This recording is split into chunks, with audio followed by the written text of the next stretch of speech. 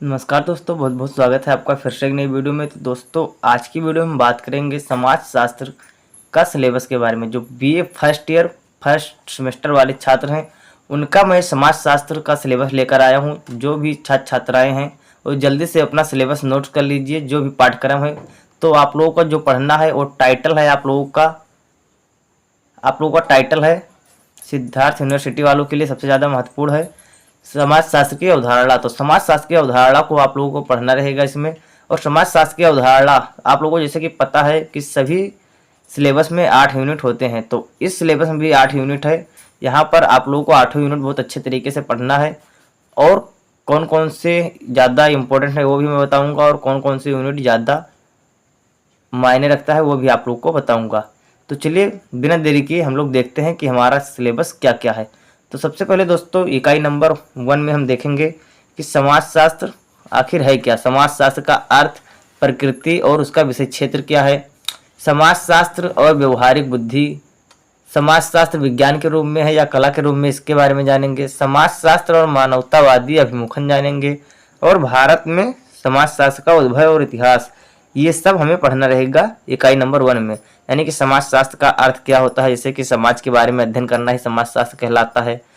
फिर उसकी प्रकृति क्या है, तो उसकी प्रकृति अभी तक कोई मतलब निश्चित मत नहीं है कि साइंस है या फिर आर्ट है, यानी कि कला है या विज्ञान है, इसके बारे में कोई मत नहीं है। बहुत सारे लोग उसे मूर्त मानते हैं, बहुत सारे लोग अमूर्त मानते हैं। विषय क्षेत्र क्या क्या है उसका, तो ये सब आप लोगों को पढ़ना रहेगा किसके अंतर्गत, यूनिट नंबर 1 के अंतर्गत। समाजशास्त्र का अर्थ, प्रकृति और उसका परिभाषा, इसी के अंतर्गत सब कुछ पढ़ना रहेगा। तो ये पढ़ना रहेगा इकाई नंबर 1 में। फिर देखते हैं इकाई नंबर 2 में। इकाई नंबर 2 में हमें क्या पढ़ना रहेगा, तो समाजशास्त्र तथा अन्य सामाजिक विज्ञान। यानी कि समाजशास्त्र के साथ साथ आप लोगों को अन्य सामाजिक विज्ञान भी पढ़ना रहेगा, जैसे कि मानव शास्त्र है आपका, अर्थशास्त्र है आपका, इतिहास हो गया, मनोविज्ञान हो गया तथा राजनीति विज्ञान हो गया। यानी कि आप लोगों को समाजशास्त्र की तुलना अन्य विज्ञानों से की जाएगी, समाज विज्ञानों से। जैसे कि आप लोगों को मानव शास्त्र, फिर अर्थशास्त्र यानी कि इकोनॉमिक्स, इतिहास यानी कि हिस्ट्री से, तो कि किस प्रकार से हिस्ट्री से मेल खाता है और किस प्रकार हिस्ट्री से ये डिफरेंट है। तो ये दोनों आप लोग को इसके अंतर्गत पढ़ना रहेगा।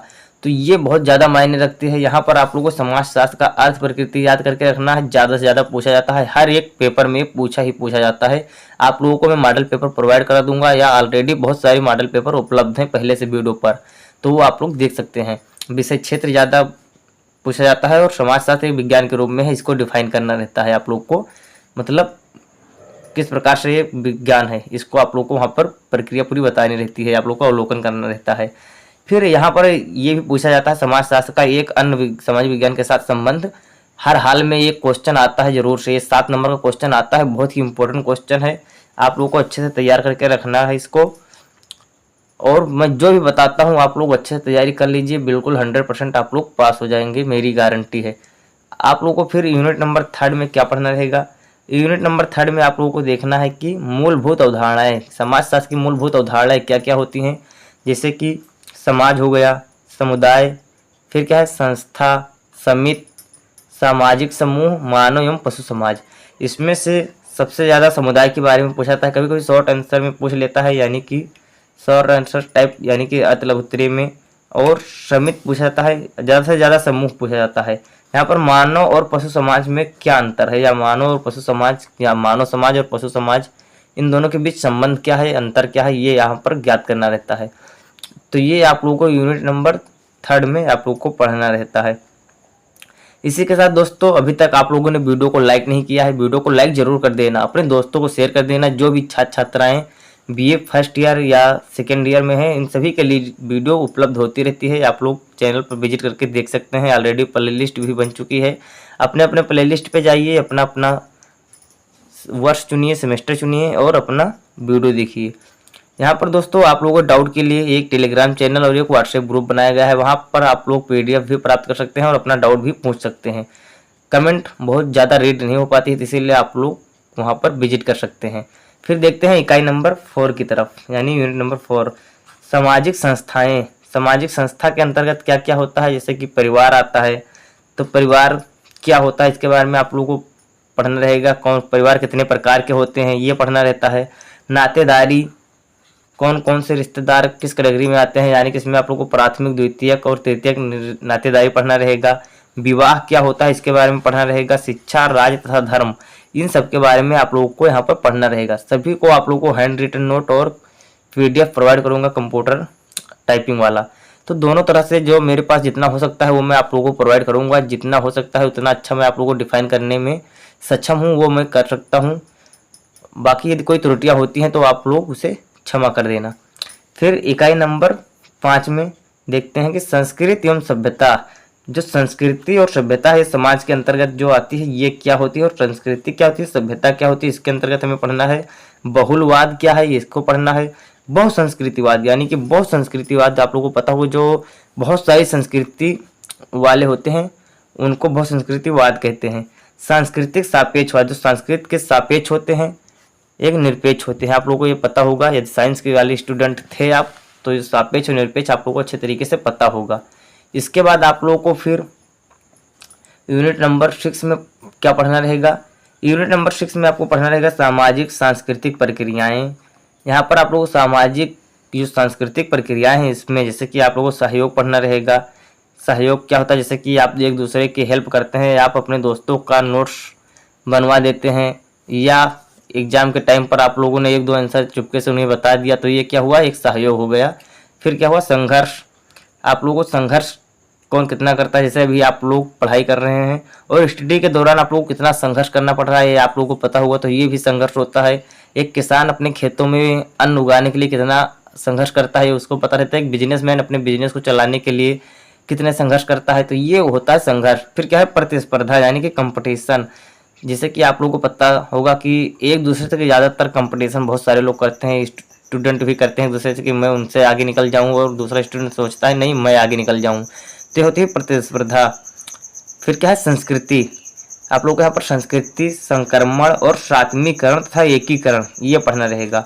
आप लोग को यहाँ पर सात्मीकरण तथा एकीकरण बहुत अच्छे से याद कर लेना, क्योंकि एकीकरण बहुत ही ज़्यादा पूछा जाता है, ये बहुत इंपॉर्टेंट क्वेश्चन आता है इसका। फिर क्या है, सामाजिक संरचना।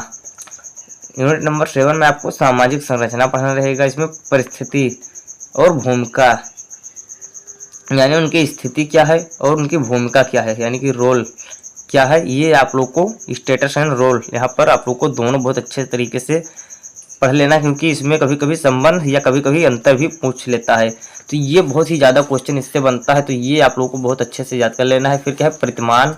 प्रतिमान क्या है, यानी कि उनका दृष्टिकोण। फिर क्या है, जनरीतियाँ तथा रूढ़ियाँ, अनुशास्तियाँ तथा मूल्य, ये आप लोगों को बहुत अच्छे तरीके से याद कर लेना है। तो ये सब आप लोगों को याद कर लेना है यूनिट नंबर 7 की तरफ से, और ये मैं आप लोगों को बहुत अच्छे तरीके से पढ़ाऊँगा। आप लोग वहाँ से पढ़ सकते हैं, या आप लोग मैं बता दूंगा कि कहाँ से आप लोगों को पढ़ाई करनी है, कौन सा एप्लीकेशन या क्रोम ब्राउजर ओपन करना है, यूट्यूब से पढ़ना है, किससे पढ़ना है, एक वीडियो में बना दूंगा, उसमें आप लोग देख लेना कि किस चीज़ से आपको पढ़ाई करनी है।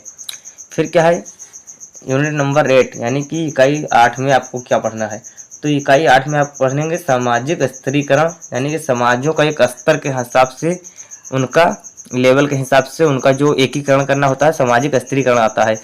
इसका अर्थ, रूप तथा आधार क्या था, जैसे समाज में स्तर के आधार पर, जैसे वैश्य हो गए, क्षत्रिय हो गए, कोई धनवान है, कोई निर्धन है, या कोई किस कैटेगरी का है, इन सब के आधार पर एक आप लोगों को क्या होता है, एक स्तर बनाकर एक एकीकरण करते हैं, तो ये होता है स्तरीकरण। फिर क्या है, सामाजिक गतिशीलता।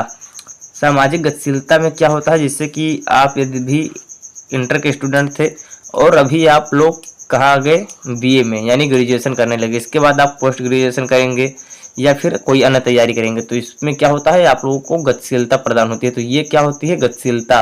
तो सामाजिक गतिशीलता का यहाँ पर क्या आपको तैयारी करना है, अर्थ तथा प्रकार, ये बहुत ही ज़्यादा पूछा जाता है, दोनों क्वेश्चन, स्तरीकरण और गतिशीलता दोनों कभी कभी अथवा लगाकर पूछ लेता है, तो इन दोनों का मैं बहुत अच्छे तरीके से एक वीडियो बना दूंगा, आप लोग देख लेना। और सभी जितने भी यूनिट्स हैं इन सभी का ये आप लोगों को एक यूनिट का कम से कम 4 या 5 वीडियो आप लोगों को प्रोवाइड किया जाएगा, आप लोग अच्छे से तैयार कर लेना है। तो आई होप आप लोग अच्छे से तैयारी कर लेंगे, और क्वेश्चन पेपर एक बार जरूर देख लीजिएगा, क्वेश्चन पेपर ऑलरेडी उपलब्ध है, आप लोग वहाँ से देख लेना। चलिए मिलते हैं नेक्स्ट वीडियो में, तब तक के लिए जय हिंद, जय भारत।